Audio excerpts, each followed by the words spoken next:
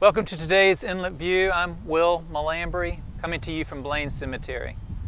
Blaine Cemetery is a beautiful place, and it's an important place in the life of our church and community. Cemeteries are often that.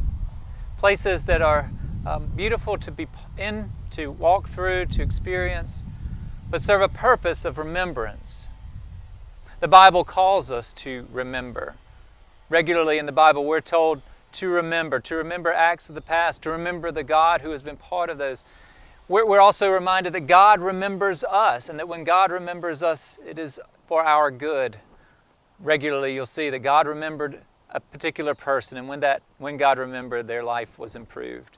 Psalm 136 says to us, "It is God who remembered us in our low estate, for His steadfast love endures forever, and rescued us from our foes, for His steadfast love endures forever." God remembered us, and in our recollection of that, we remember who God is and how God is.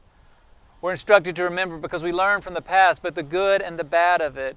Remembering indicates to us how the present and future are, how God is.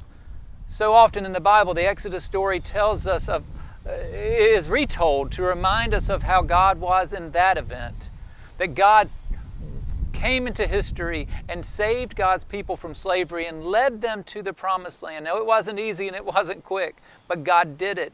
And that story is recalled over and over, not just to tell God's people this is what it has been like, but to tell God's people how it is and how it will be, because this is how God is. Remember, the Exodus story as it's recalled tells us how God is. Our nation has, like so many nations, days of remembrance that we recall.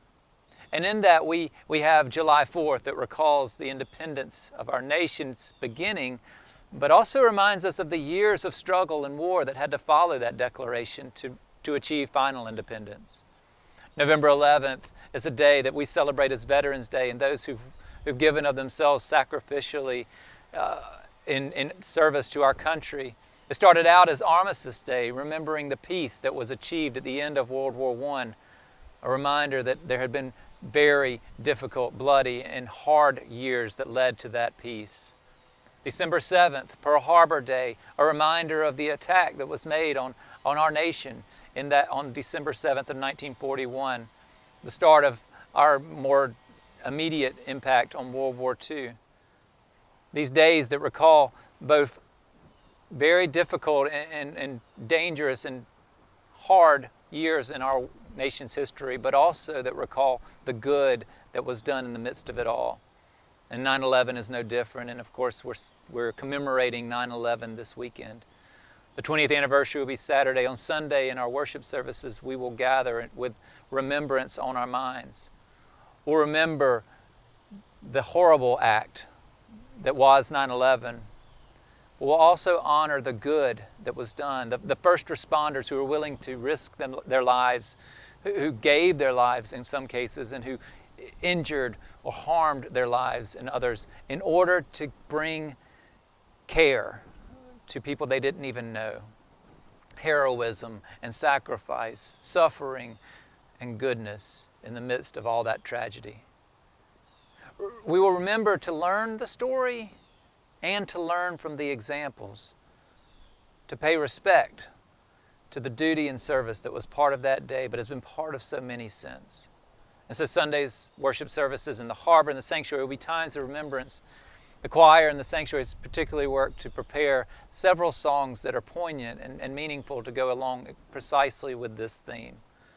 So I hope you'll spend the weekend remembering not only where you were on 9/11 of 2001, remembering not only the faithful ways that our country came together and the sacrifices that were done in those days, but also remembering since, how others have made sacrifices, how first responders and medical caregivers and military workers have done their jobs in order to sacrifice and serve others.